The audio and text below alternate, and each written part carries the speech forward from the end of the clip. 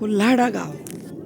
एक मुलगी वेगळ्या जातीत द्यायची नाही लग्न करून म्हणून अधिकारी ज्यानं मागणी केली त्याला उत्तर देण्यासाठी कुल्हाडा गाव आणि अशा 84 गावांनी एका रात्रीतून आपलं गाव सोडलं.